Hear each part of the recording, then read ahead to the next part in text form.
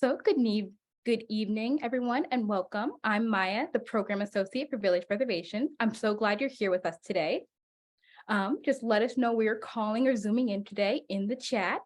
We like to make our the Zoom chat a bit of a community spot to sort of post your questions, your comments, where you are, and your reactions. Here at Village Preservation, we've been documenting, celebrating, and fighting for the preservation of Greenwich Village, the East Village, and NoHo since 1980. We work to expand and extend landmark and zoning protections and stop inappropriate development while also encouraging appropriate development in our neighborhoods.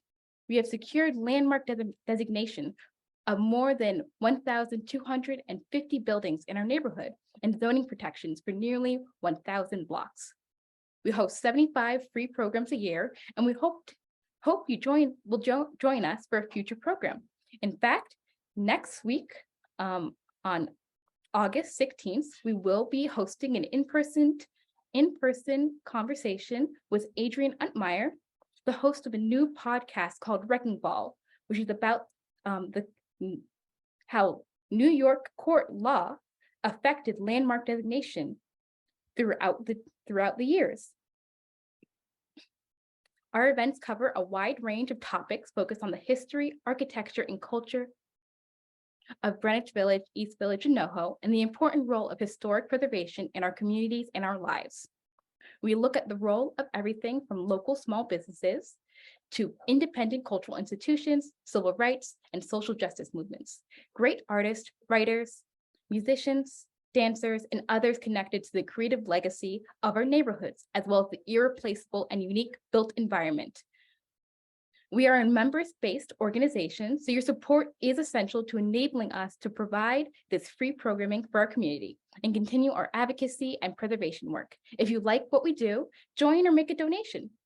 Learn more at our website, villagepreservation.org, and please consider becoming a member or a donation if you're willing to. It's going to be at villagepreservation.org/donate.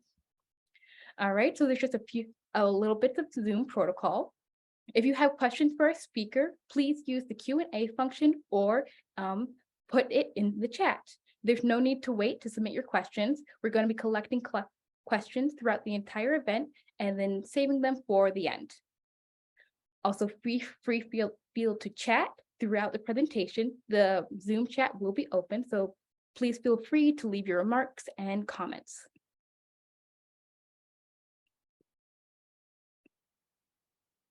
Oh, I am so sorry. Thank you very much for letting us know that the chat has been disabled.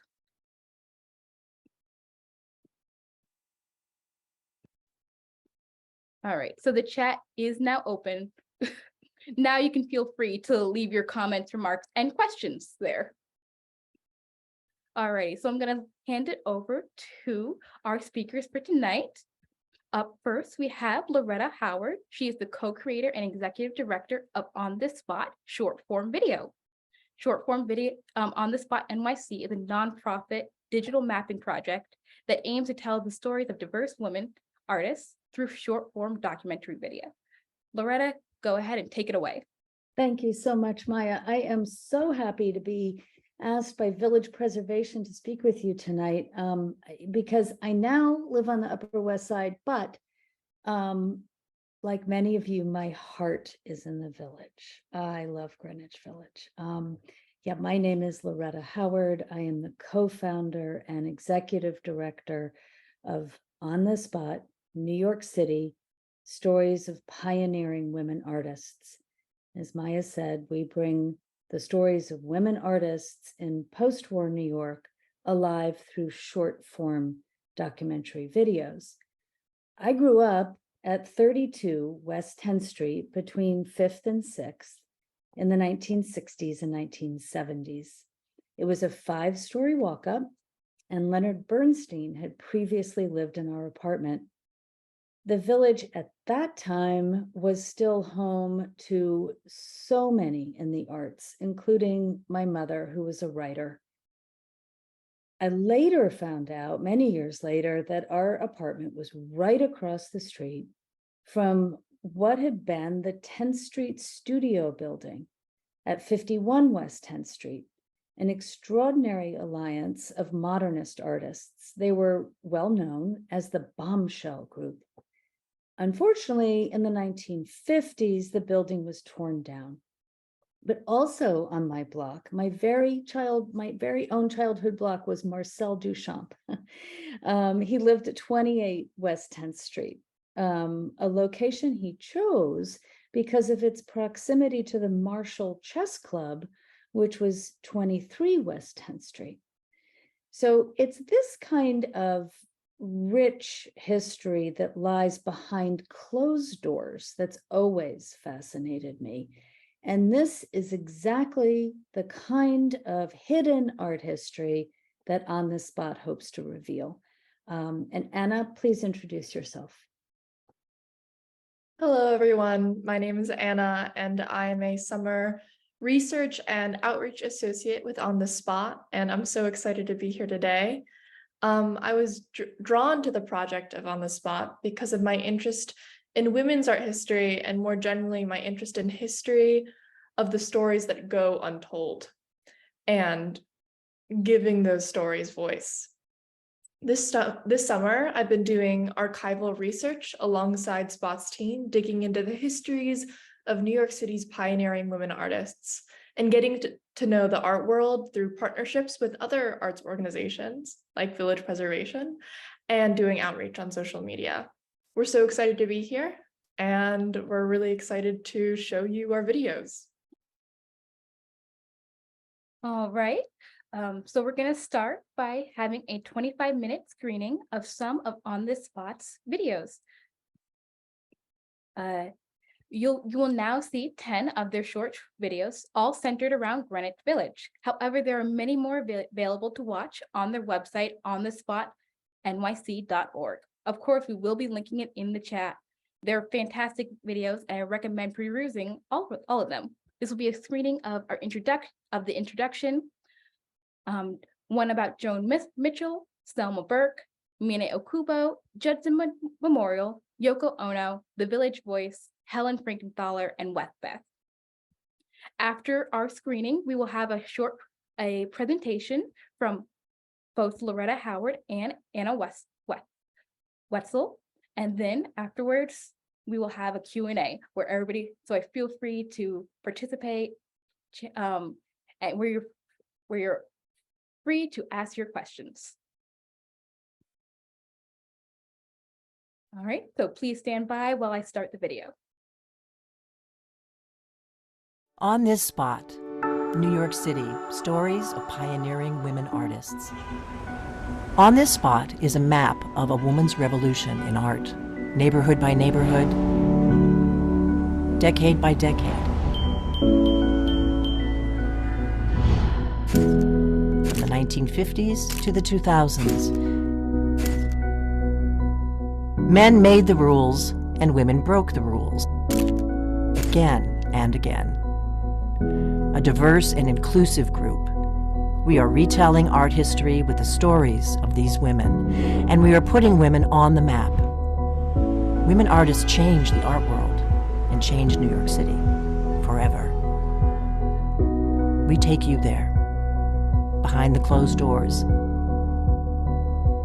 the Coldwater Flats, the lofts of SoHo, the clubs and the cafes of the Village, the galleries, Lower East Side, Chelsea, Uptown, Downtown, where it happened, how it happened, on this spot. Come with us and meet the women artists who broke boundaries, women who astonished the city and astonished the world. These are their stories, and these are their places. Stand on the spot where history was made.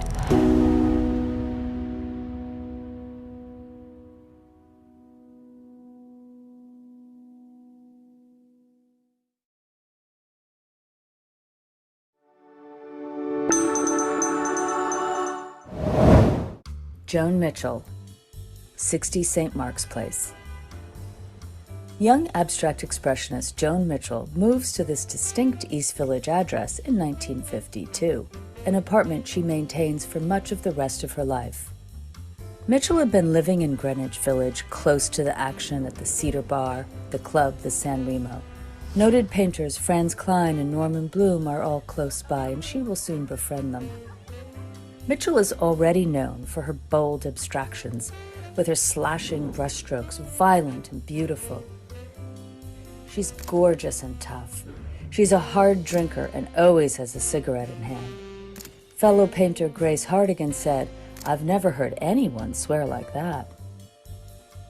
Born to a well-to-do family in Chicago, her father, a doctor, would bring her to museums when she was a girl. Her mother was an accomplished poet. Mitchell was a nationally ranked figure skater. She goes to Smith College as an English major and then to the School of Chicago Art Institute. Fresh to New York, her 6-foot square work is included in the influential 9th Street show. She's 26 years old. Her paintings already possess exuberance and purpose.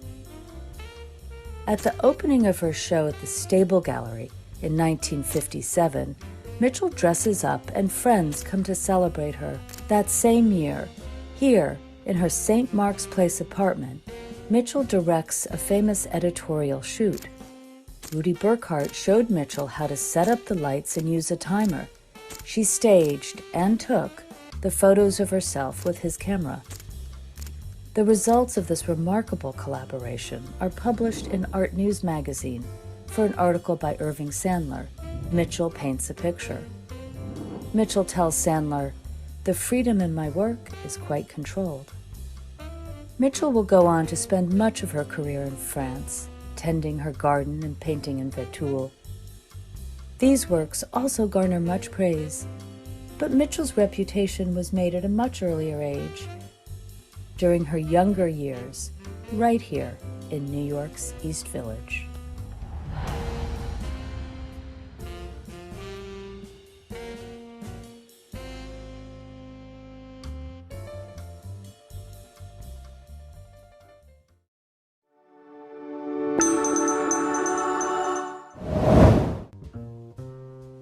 Selma Burke Residence and Studio, 88 East 10th Street, Greenwich Village, 1944 to 1946. Selma Hortense Burke, the great black sculptor, lived and worked and taught here behind the large plate glass shop window on the parlor floor. The tidy brick row house was built in 1844 by a descendant of Peter Stuyvesant. Born in 1900, daughter of a Southern traveling minister, Burke said, "I shaped my destiny early with the clay of North Carolina rivers." She made her way to New York with a nursing degree, and she fell into a relationship with Harlem Renaissance writer Claude McKay. He was overly demanding and critical of her artwork, so she struck out on her own.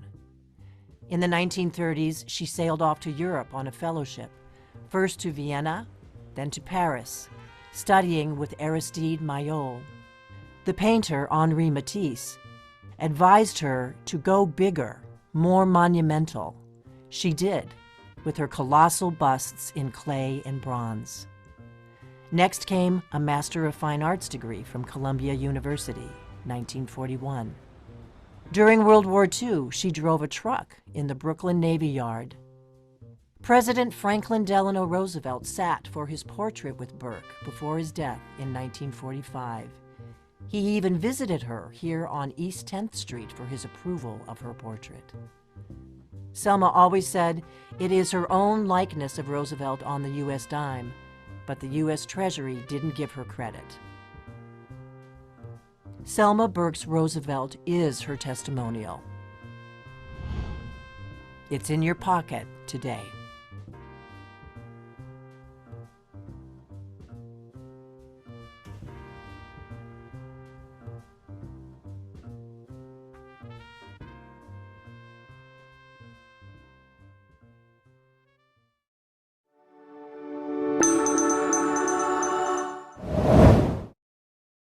Mineo Kubo, 17 East 9th Street. Mineo Kubo, a Japanese American, moved to her Greenwich Village apartment from California in 1944.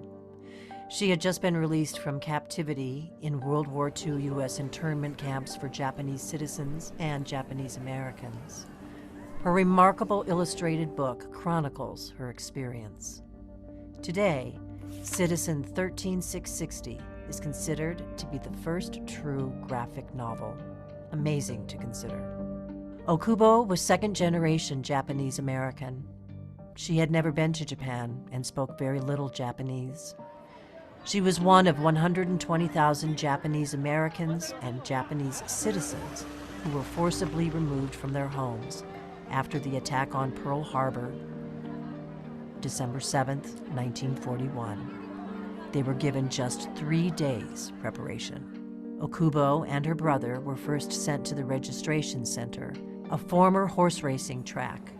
There, they slept in 9 by 20-foot stalls that smelled of manure. In drawings and gouaches and text, she depicted the squalid conditions, group toilets, and showers.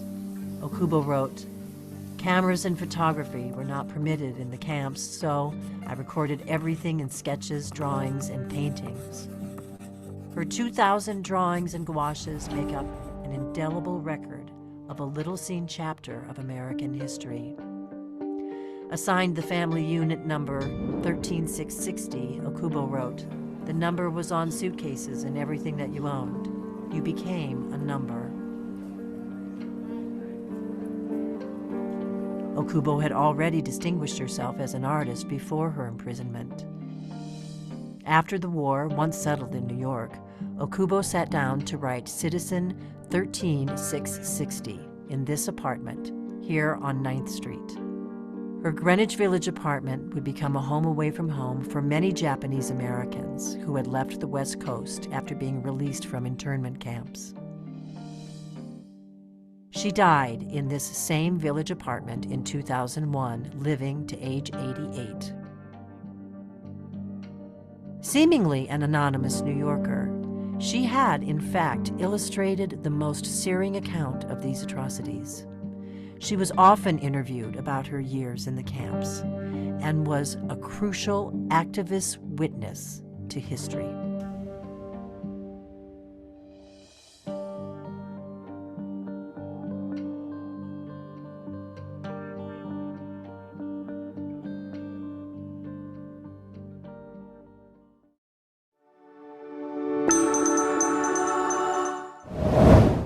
Judson Memorial Church, 55 Washington Square South on Washington Square Park. In this historic stone church, Carol E. Schneemann staged one of the most outrageous performance art pieces ever witnessed. The year is 1964. Schneemann debuts Meet Joy, a piece of kinetic theater. 8 people covered in paint, paper, and paintbrushes writhe through raw fish, meat, and poultry. Still shocking, it is feminist body art at its most extreme. The fact that this took place in a church makes it all the more remarkable. In 1957, a basement gallery space was established. Exhibitions included Yoko Ono's Handshake. In November 1970, the church hosted the People's Flag Show at the height of the Vietnam War, which came along with speeches by Abby Hoffman and Kate Millett. Portrait painter Alice Neal spoke out as well. Faith Ringgold called for a revolutionary black art form. She became known as one of the Judson Three, arrested for flag desecration. Judson Dance Theater was begun in 1962. It was home for experimental dancers and choreographers, including Trisha Brown, Lucinda Childs, and Yvonne Rainer. Painter Dorothea Rockburn participated in many performances. Simone Forti staged Seesaw, one of her sculptural dance constructions. The art movement, minimalism, and modern dance had never been closer. Lucinda Childs began her feminist performances at Judson. Irreverent and funny, she bodily engages with such domestic objects as a colander, kitchen sponges, and hair rollers. Yvonne Rainer redefined what counted as dance, using gestures from the street, home, and playground games. The women artists, activists, performers, and dancers of Judson Church expanded the very definition of what art was becoming.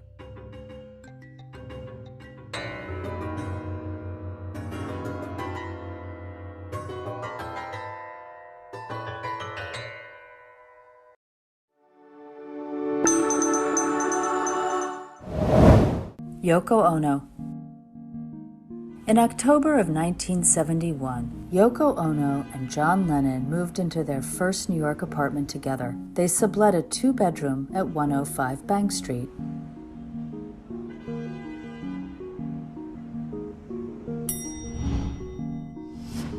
Yoko's friend, experimental composer John Cage, lives next door. Yoko was already famous in New York underground art circles before she met Lennon. In the early 1960s, she had been organizing significant works in her loft at 112 Chambers Street. There, she presented the Chambers Street Concert Series together with Lamont Young. Visitors to her studios included Marcel Duchamp, Peggy Guggenheim, Jasper Johns, Robert Rauschenberg, and Osamu Noguchi, among others. Other spaces where Yoko performed her works included A Grapefruit in the World of Park, in an evening of contemporary Japanese music and poetry at the Village Gate, at the Judson Memorial Church, and The Stone at the Judson Gallery, as well as on the roof of her apartment building at 87 Christopher Street.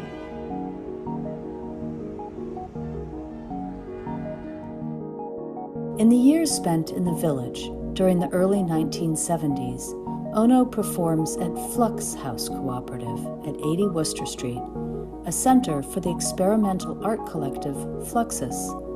On June 29, 1971, a dumpling party is filmed by Jonas Mekas. It shows Ono, a core member of the Fluxus group, along with Warhol, seated on the floor. Ono had the brilliant idea in 1971 of giving herself an unsanctioned solo show at the Museum of Modern Art.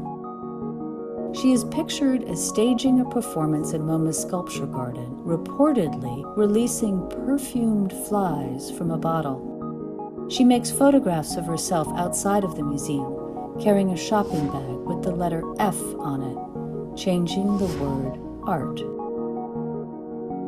In 2015, MoMA gives her a real sanctioned one-woman show. She is one of the most important conceptual artists. And it was, in fact, Ono who wrote the lyrics together with John Lennon for their most famous activist song, Imagine. Imagine that.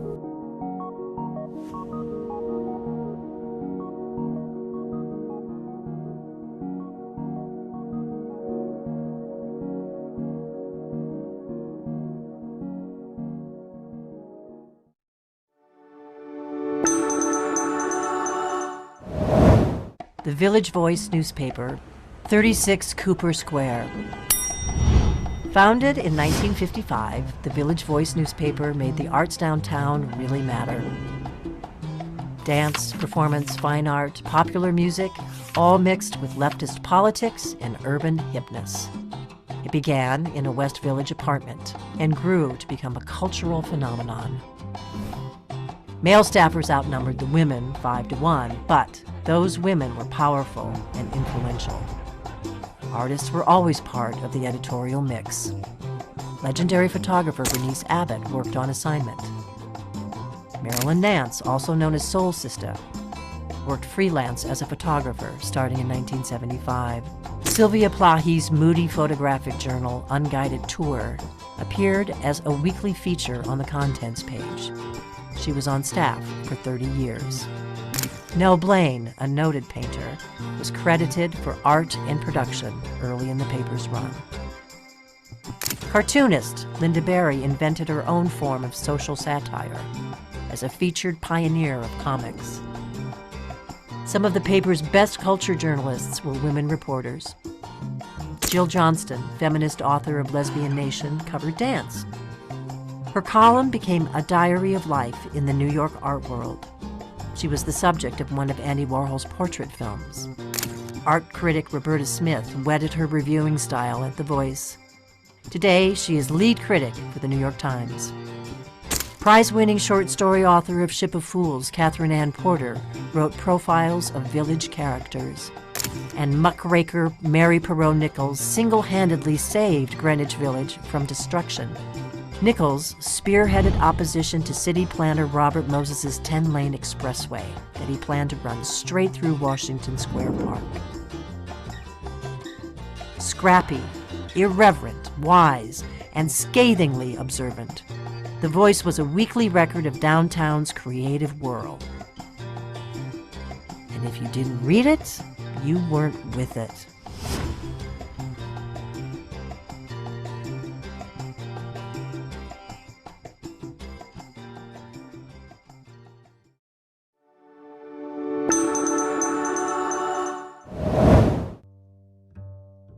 Helen Frankenthaler, 79 East 10th Street. Helen Frankenthaler, who would become one of the most prominent artists of her generation, sublet a large studio from sculptor David Hare at this address in 1951.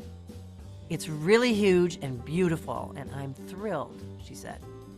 Recently graduated from Bennington College, she was at the beginning of a 5-year relationship with Clement Greenberg, a leading critic of the day. The couple go to the Cedar Tavern on University Place, but it's a man's world. Also, she goes to the 5 Spot on the Bowery. For Billie Holiday and the jazz players, improvisation is breaking all conventions, just as it is in painting. In the early 1950s, Frankenthaler changed the rules of painting herself. An abstractionist, she reinvented the form, applying and staining paint directly into the canvas. Her methods opened a path from abstract expressionism to color field painting, influencing an entire generation. She says there are no rules. It's the one thing I can say about every medium, every picture. Downtown, Frankenthaler feels she's part of a posse. Legendary painter Joan Mitchell is nearby. Grace Hardigan is a friend and ally, as well as the older established Lee Krasner. Helen is among the youngest of these pioneering women to join the club. She is also the youngest and one of the very few women to be included in that year's groundbreaking The 9th Street Show at 60 East 9th Street, curated by the young art dealer Leo Castelli. "Looking at my paintings as if they were painted by a woman is superficial, a side issue," says Frankenthaler. She has her solo debut at the Tibor Denage Gallery, Uptown, November 12, 1951. Her 11 paintings cause a sensation. She is only 22 years old.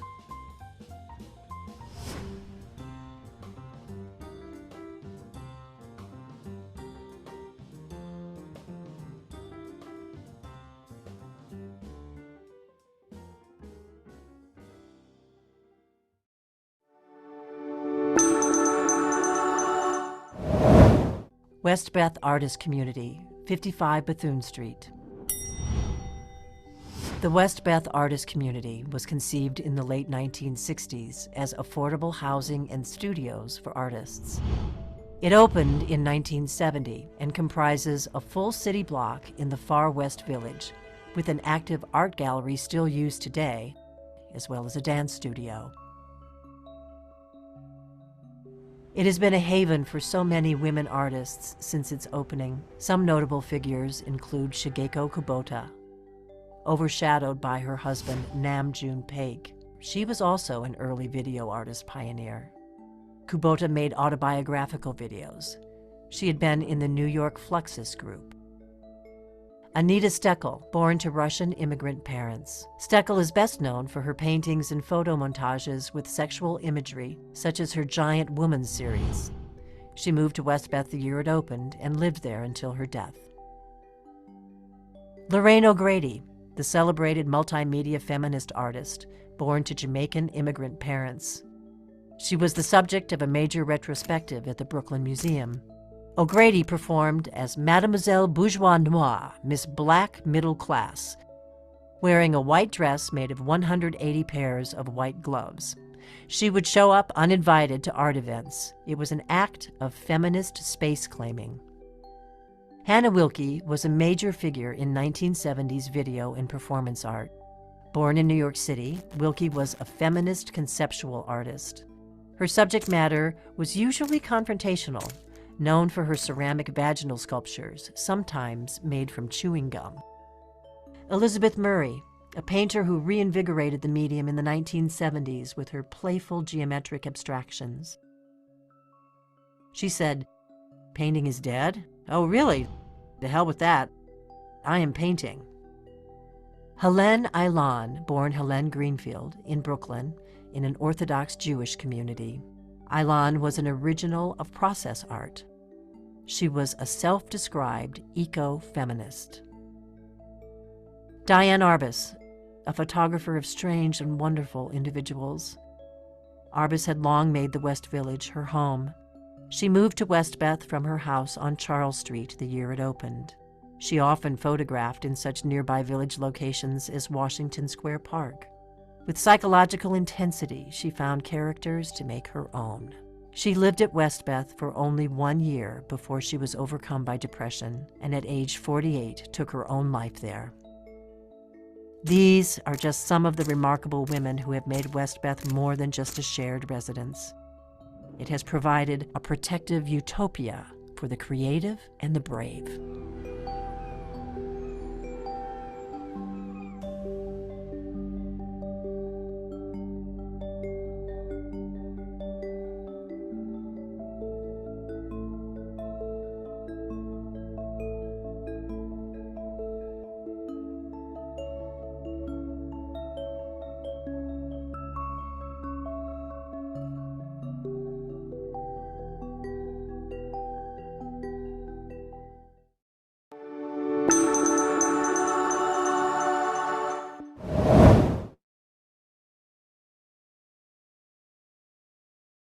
All right. So that was just a wonderful but small selection of the videos for On the Spot. Like I said, I recommend going to the website to check out all the videos that this wonderful nonprofit has made. And we're so glad that we were able to showcase at least some of the women artists of our neighborhood, that they've done the great job of researching and exhibiting. So I'm going to hand it over to Loretta and Anna. They will be doing a presentation based on the creative process and development of this web series. Thank you so much, Maya. I hope you guys enjoyed watching those videos. I thought I might go have a sip of water or walk away, but I've seen them, I've made them, and I watched them all. I was happy to see them again. We are now working on another set of videos, so it's been a while since I've seen those. The Village Preservation launched a similar initiative called Village Voices last year. And if you don't know, they are podcasts of many notable men and women artists, musicians, and writers. We chose to do a similar project using video, as we felt the visual arts was a format that needed images. But what On This Spot and Village Preservation are doing is a form of memorializing historical artistic sites. We are creating digital place markers, so to speak, where we might have had a bronze plaque. This form of commemoration looks beyond landmarks and plaques to celebrate cultural history, which is difficult to preserve. By storytelling in podcasts or videos, we can include sites of cultural significance, even non-buildings, and preserve memory. So we are like an outdoor museum, but we're free. And the price of museums is going up significantly. And we hope to bring the intangible heritage to life, which contributes to our sense of place. The criteria for how we chose our stories is worth noting. First, we take a historical approach, moving from the post-war period to the end of the 20th century. And to be clear, this means that we are not dealing with contemporary art. We are very committed to, and I think it's the next slide. Thanks. To diversity, equity, and inclusion. We feature many women artists, the known and the unknown. who have broken boundaries. In fact, we feel that our most exciting work is in discovering the unknown artists such as Selma Burke and Minnie Okubo, whom you just saw videos of. I learned about Okubo from Leslie Mason at Village Preservation, and we're grateful to her. And we're always open to suggestions and would love to hear your thoughts. If those women fit our criteria and are unknown, that's really exciting for us.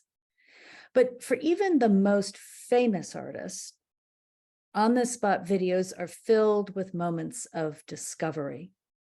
Artists that we think we know everything about, like Joan Mitchell, we discover new, intriguing details. Had you known that Joan Mitchell was a nationally ranked figure skater? I didn't. And how, might we wonder, would her figure skating affect her painting? Right? Think about the gesture, the dance, the movement, just a thought. Here on this slide, we see many of the sites that we touch upon. For example, Mercedes Matter in the upper left-hand corner, who started the New York Studio School, which is still on 8 West 8th Street. And Where We At, Black women's artist who first showed at 15 Charles Street. And Joan Mitchell, who lived in her longtime 60 St. Mark's Place home and studio.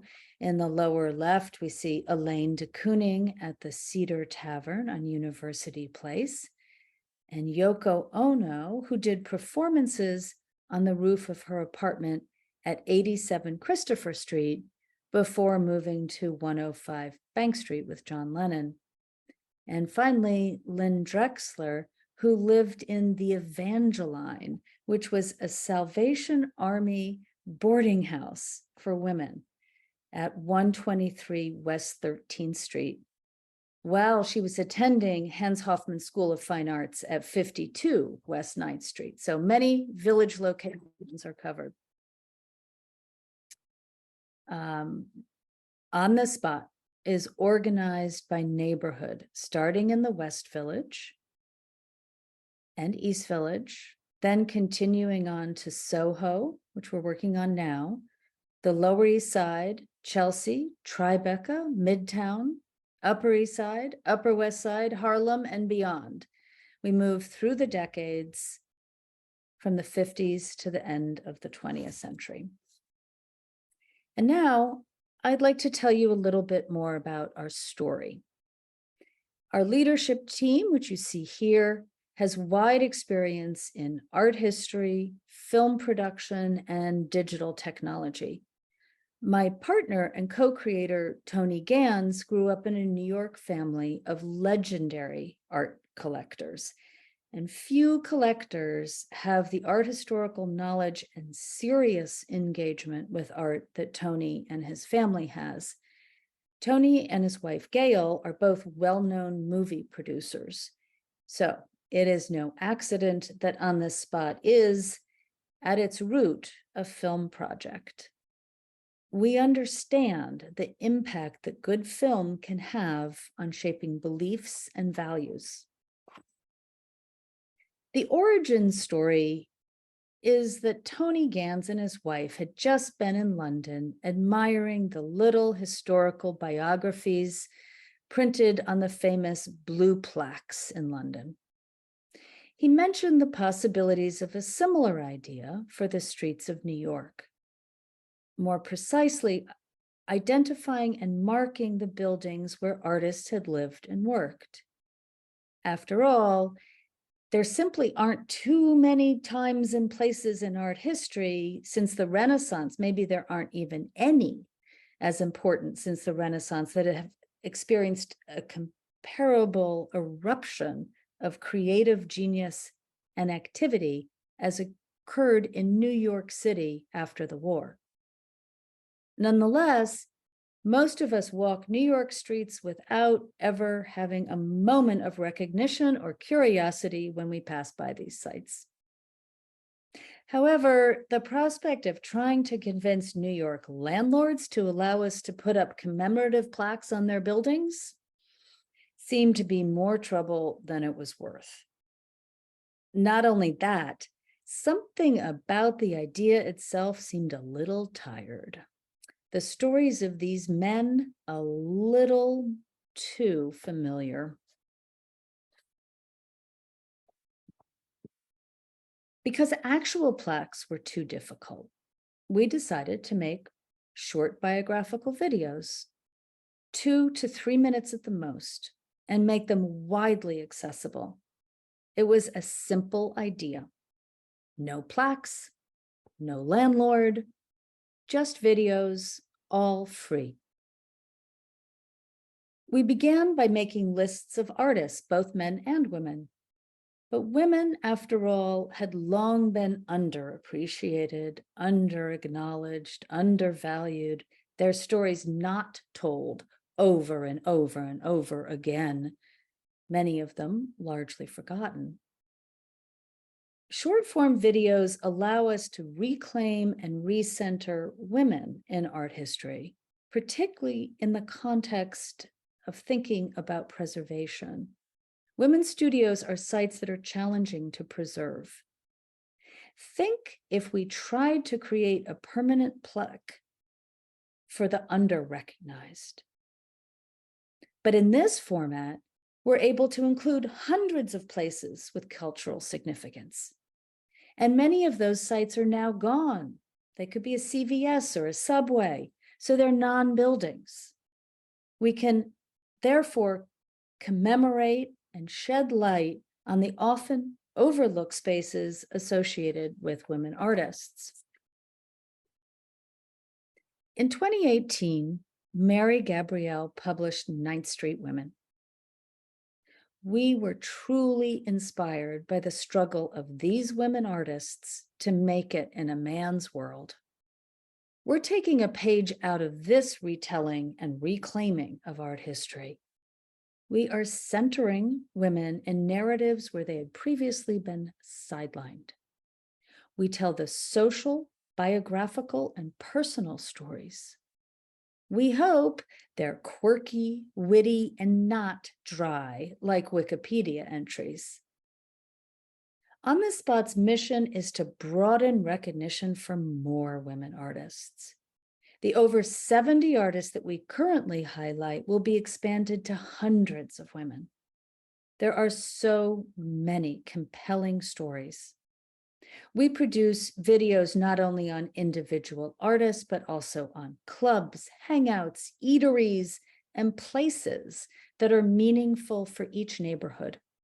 For example, our video of the group of extraordinary women who were at Westbeth, which you just saw, or our video on the remarkable Black Women's Collective, Where We At, that first showed on Charles Street. So I will now turn the presentation over to Anna Wetzel, our Summer Research and Outreach Associate. Anna, take it away. Thanks so much, Loretta. At this point in the presentation, we're going to do a quick poll to see how many people in our audience know the answer to this question. So let's do the first question first. What percentage of major museum acquisitions were of work by women artists? Was it over 40%, over 30%, over 20%, or over 10%? I'll give everyone a moment to think about this question.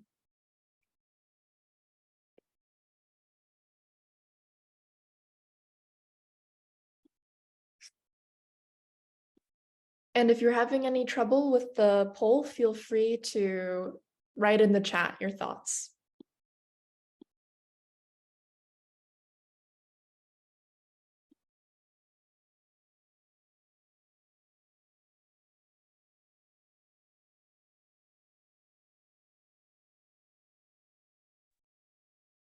I am just going to jump in really quick and say that we've had about 50% of the people participate in the poll.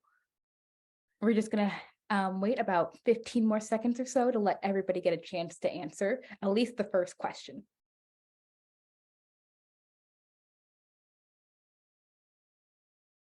I see some guesses in the chat.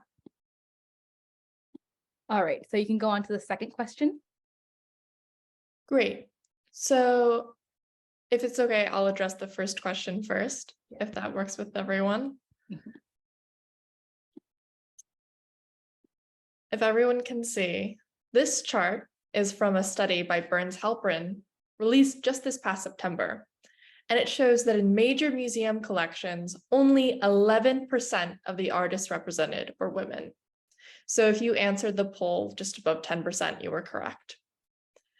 Unfortunately, this is the reality for the art world.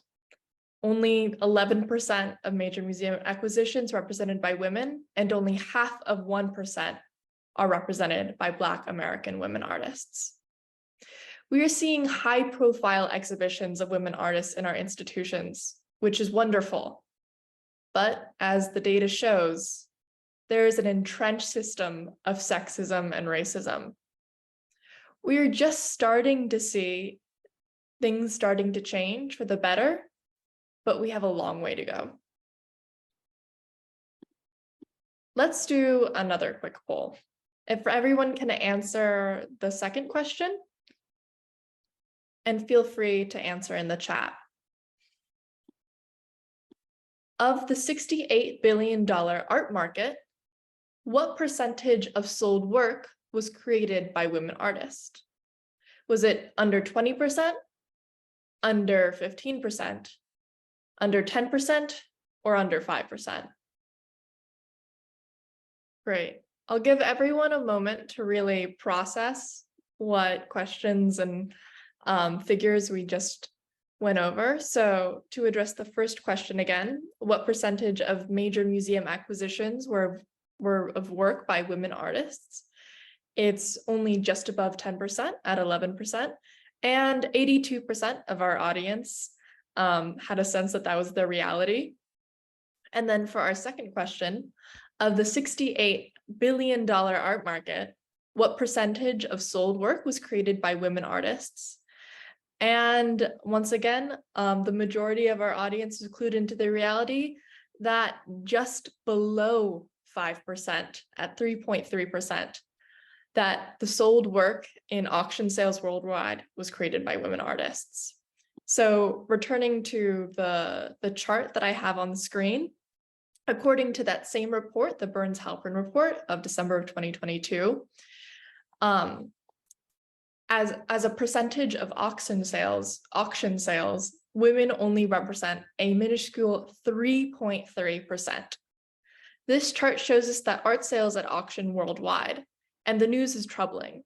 Although the market has shifted some in recent years, and that mostly accounts for just a handful of women artists, there is still a huge gap, and Black American women artists account for only 1/10 of 1% of the market, which is really startling. And this data is particularly striking to me because of the perception that in the art world today, women are finally getting their due. And in some ways that's true, and that's wonderful. There are really high profile exhibitions of women artists. But as the data shows, when we look at the state of women artists more broadly, especially Black women artists and other women artists of color, the representation is really dismal.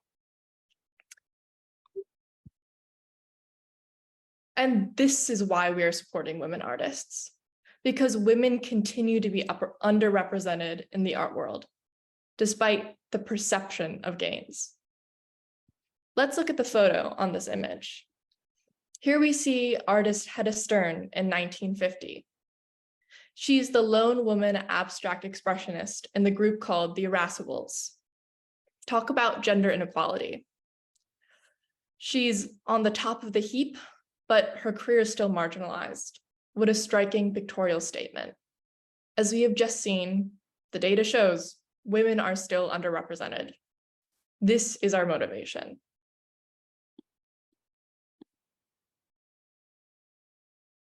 So how do we correct this imbalance? And the answer is by uplifting the stories of women artists through the most popular content sharing format, short form video. If you don't already know, short form videos are the fastest growing form of entertainment in the world. They're engaging, accessible, and easy to share. On-the-spot videos are about 2 to 3 minutes long. This length not only holds viewers' attention, but is definitely substantial enough to convey a great deal of information. To bring our stories to life, the acclaimed Joan Allen, a 2-time Tony Award-winning, Oscar-nominated actor, has narrated our first group of spot videos.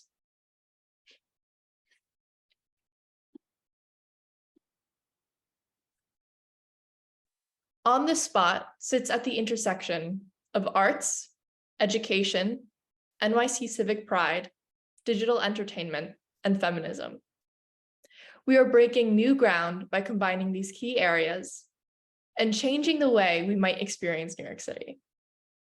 Now more than ever, people want to connect personally and emotionally with history. We can feel that we are there on this spot where history happened. I'm very curious to see if anyone in our audience recognizes any of the addresses mentioned in our presentation or the videos, or maybe you have a neighbor or that's where your bodega is. I'd love to hear that in the comments or after in the Q&A. Through short form video, On the Spot has the potential to reach millions of people. You can watch our spot stories on our website, onthisspotnyc.org, which is linked in the chat. And we are also available on social media platforms like Vimeo, Instagram, and YouTube. And this September, we launched with Bloomberg Connects, which is a mobile platform that connects millions of users to cultural organizations around the world.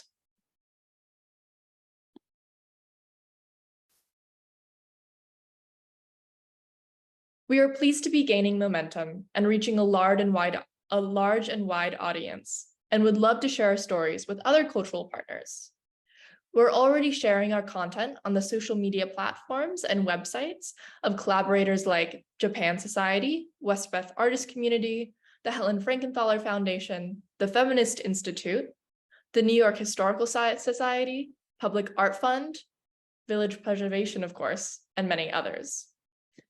If there are any other partnerships or supporters that you would suggest, please be in contact. We would love to hear your thoughts, because we're really just at the beginning of this project, and we are off to a tremendous start, and we believe that we have a tremendous future. And this project is expandable. We can move geographically, and we can move forward into the 21st century. There is a momentum that has taken hold, and we hope to accelerate it. We are just starting and growing, and we really welcome your support. One of the ways you could support us right now is by giving our Instagram a follow at onthisspotnyc. We share static posts with little bits of information from our videos and also clips of our short form video. But of course, you can always see the full length of our short form documentaries on our website, onthisspotnyc.org. Thank you so much. And now Maya will take questions. Hey, thank you, Anna and Loretta. This was a fabulous presentation. So like I said, if anybody has any more questions, post them either in the Q&A or in the chat. Our first question is going to come from our Executive Director, Andrew Berman, and it's going to be for Loretta. Can you tell us a little bit more about you and your background and how it brought you to this project? Oh, hi, Andrew. I can't see you, but I'm so glad you're here, and you're such a wonderful supporter, and your work is so admirable. And thank you for that question. A little bit more about myself. I am an art historian. My graduate degree was at New York University's Institute of Fine Arts, and I studied with Linda Nochlin, who is one of the most famous feminist art historians of our time, among many other wonderful professors there, and then started working in the gallery world. There we go. Okay. And in my work at the gallery, we found that when we launched exhibitions, we would do a scholarly catalog, commissioning an essay and publishing those catalogs. We also started at some point to do short videos of the exhibition with the scholar speaking. And it was fascinating because hands down, those short form videos were watched far more than the catalogs were read. So that was part of the reasoning that we decided this form of storytelling was the way we needed to connect with a much wider audience. I hope that answers your question, Andrew. Oh, it was a great question. All right, we've got a few more. Another question from Helen Greenberg. Is there a video on Anna Mendieta, or will there be one in progress? Yes, absolutely. So actually, we did a full spot on Anna based in the Village, because that is where she lived prior to her death. And as you know, but the family was not comfortable with us releasing that video because it featured her death in that apartment. NYU housing, I'm sure you know the story. So we are looking at Anna in SoHo now, which is our next chapter. And she was one of the founding members of AIR Gallery. So we will be telling her story there and omitting her murder and omitting her death. So she is very much on our mind, and we're very excited to return to her in a way that is more palatable for her family. All right, so I see someone's raising their hand. If you have a question, I recommend that you type it into the chat or the Q&A. In the meantime, we have another question. One person would like to know, why did you decide to position this as a digital mapping project? It's one thing to make short form documentaries about artists. It's another thing to sort of catalog and categorize and connect them to the places they lived and the places they worked. How is the city sort of important to your narrative? It's essential. And that's why the origin story, I think, was so important to tell, that we kind of wanted to do a plaque or a place marker, and realized that would have been impossible to get, hundreds of bronze plaques. Anna, do you want to finish the second half of that question in terms of the mapping and Bloomberg and all of that? Sure. I mean, at the core of Spot's mission is to connect people to their history, especially people who are, born and raised New Yorkers, who moved here or who are just visiting, to really have a tangible sense that, at this building, the club used to be here and bustling with artists. So, and the beauty of GPS and the kind of mapping technology we have, so accessible, whether it's on your phone or your computer, is that you don't need, like Loretta said, a plaque to be able to identify a location. You can access it through Google Maps. So this September, Bloomberg Connects, which is a platform that houses digital content for thousands of cultural institutions worldwide. Essentially, they've integrated Google Maps into our feature on their app, which will allow you to locate the spots that we've covered relative to your very own location, and to have, from your phone, a sense of where you are in New York City history. So it's very exciting. It's in development, but it will launch this early fall, this September. That's amazing. All right, so we have one more question. I would say that we're about to wrap up soon. So if anybody has any lingering questions, please place them in the chat or Q&A now. This one comes from Craig. How many new videos do you plan on adding each month or quarter? And is your approach to move strictly neighborhood by neighborhood, or will some videos to previously covered neighborhoods come later? Yeah, right now our team is small, and we figure that we can do 20 videos per neighborhood. And that will be so next year is SoHo, and we plan to do 20 videos for SoHo. We did about 20 for the Village. If we grow, if we get a lot more money and funding, we can add staff and we could perhaps increase that. But yes, I'm very interested in stories that say we missed in the Village, and we missed a lot of them, no doubt. You can't cover them all at once, right? That we can go back and put them in over time. And so we're very happy to keep on filling in the map as we move along in the neighborhoods.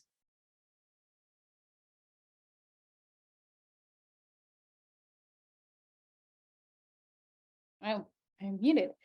All right, so we're going to take one last question from Dorothy Long. I think it's a great question to end on for this truthfully very fun and exciting program. Do you see an improvement in recognizing women artists in this current time? Yes. There's an improvement. 9th Street Women and the Feminist Institute and the National Museum of Women in the Arts in Washington, D.C. Did this wonderful social media awareness, consciousness raising, we could call it, of hashtag name 5 women artists, and most people couldn't name 5 women artists, which made them realize that, we were, I think that there is, enormous, as Anna was saying, enormous sense that museums have got to make this correction. They're embarrassed by their collections, and they're working hard to change it. And hopefully we can make a difference too. But there's still a long way to go. I'd also love to add something really interesting in the Burns-Halpern report, is that so 11% of major museum acquisitions are accounted for by women artists, but the chunk of that 11% is only 5 women artists. So I don't remember exactly, but I think it's Kusama, Georgia O'Keeffe, Joan Mitchell, Agnes Martin, and not sure who the other, yeah, but it's startling. And go listen to the podcast that ArtNet did, speaking to Burns and Halpern about their report. It's a wonderful podcast, and they dig deeper into some of those statistics. Yeah, I'm going to see if I can link that in the chat.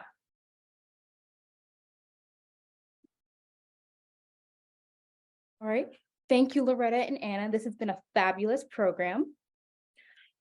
But anyway, have a great evening, everybody. Yeah, no, thank you so much for coming. I hope you follow us and watch more, and really appreciate your time. Yeah, thank you so much, everyone. Thank you very much. Have a wonderful night, everyone. Thanks, Maya. Take care, all. Thank you.